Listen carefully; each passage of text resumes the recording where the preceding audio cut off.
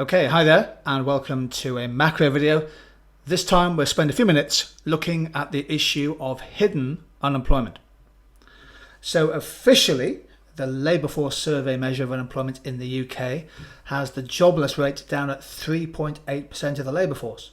But many researchers believe that the true level of unemployment is significantly higher. So in this short video, we'll look at the concept of hidden unemployment.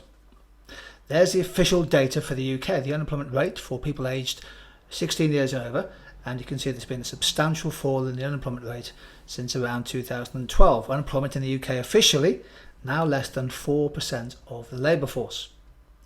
However, a lot of economists and researchers think that the actual or the true level of unemployment is significantly higher, particularly in certain parts of the country. So what is hidden unemployment?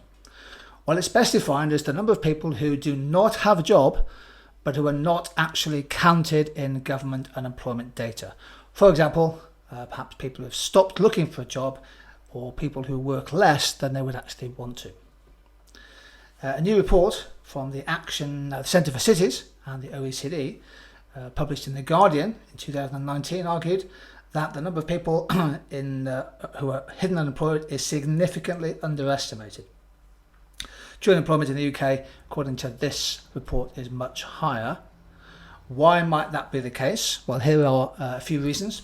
Firstly, many people have been out of work for at least a year, possibly 2 years or more, and they're known as long-term unemployed. And motivation declines the longer you're out of work, and many may give up the active search for a job and become economically inactive, even though they're well within their working age. Indeed, many of these people may report as economically inactive because they believe there are few sufficiently well-paid jobs available.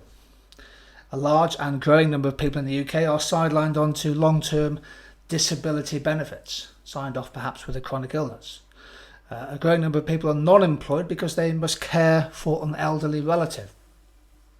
And many people actually have a job, they would like to work full-time, but they can only find one or more part-time jobs.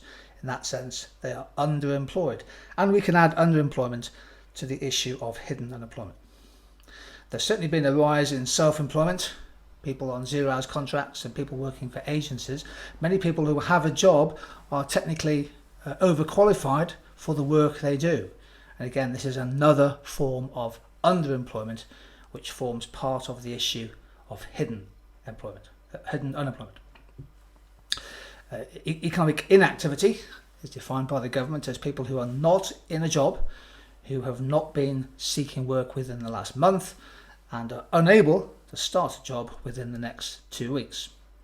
Now, economic inactivity has been coming down, albeit much more slowly than the unemployment data. The unemployment figures, the inactivity figures here are shown in this chart. Seasonally adjusted, and in the inactivity data, on average now in the UK, is just a shade over 20% of people of working age. However, we know that there is a significant amount of hidden unemployment, and according to researchers at Sheffield University, hidden unemployment is disproportionately concentrated, centred in the weakest parts of the economy, particularly Britain's older industrial areas and a number of fairly isolated coastal seaside towns. So regions such as the northeast of England, East Lancashire, Merseyside, the Welsh Valleys, parts of Birmingham, Glasgow, they have a significant high level of hidden unemployment, well above what the official data would suggest.